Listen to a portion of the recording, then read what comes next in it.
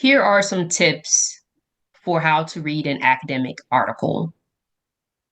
I start by reading the title. If there's any words within the title I do not understand, I look them up, write them in the margins or type them in the margins, what have you, and then revisit what the title is and try to check in with myself about if I understand what the title was saying, what if I can kind of infer what I think this article that I'll read will be about. Of course, I look at the author's name, and when it's published, it gives me a better understanding of where it fits in the time period of the scholarship I'm studying.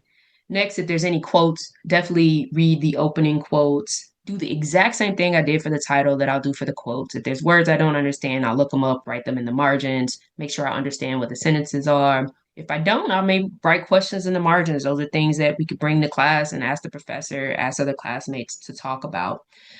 Then I'll read the introduction paragraph. Introduction paragraph sometimes we'll just jump right in and be an exploration of a topic, and sometimes it's an example, an anecdote, a story. Sometimes it's a statement of a problem with a question attached to it. But I definitely read the introduction paragraph, and while I'm reading the beginning, I'm looking for what the author is saying they are working on, what they're exploring. They'll say things like article explores, article examines, article considers, article those kinds of words. And then somewhere else in the author's conversation about what they're researching, there at some point will be an argument of their thesis, their main point. And they'll usually say something like, this paper argues, this paper asserts, it uh, clarifies, it states, it believes. So those are kind of examples of ways that people may talk about their thesis or the main point. I keep an eye open for that. I'm also considering what their methods are. What kind of questions are they asking? Methodology is how are they approaching the examination of this topic? So while they're looking at whatever their proposal is, the project that they're doing, after they've said what they explored or what they examined, they will usually say at some point, or you'll see evidence of how they're using what their archive is.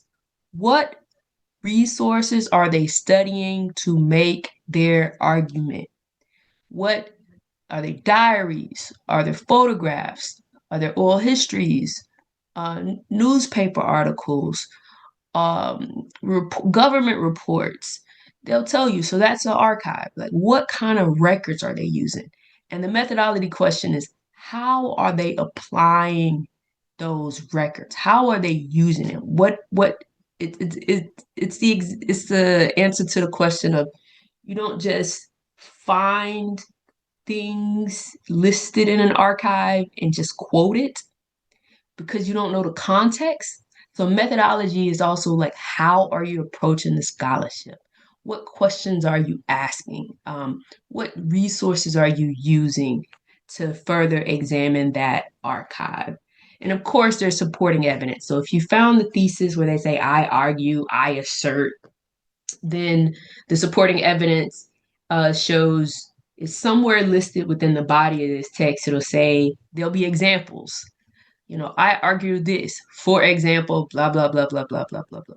Those are examples of supporting evidence. And if you can identify those while reading through the course of the article, that is a really good place to establish your understanding of a text. Other tips, beyond reading the introduction until you have a better grasp of what the article is saying they're doing and what their main arguments are, what their archive is, what their methods are. It doesn't hurt before you finish the entire article at some point early on for you to read the conclusion. Why not go to the end and see where the author, where and how the author concluded what their work. The thing I like about a conclusion section is it's a really great summary, usually, of how the article concludes.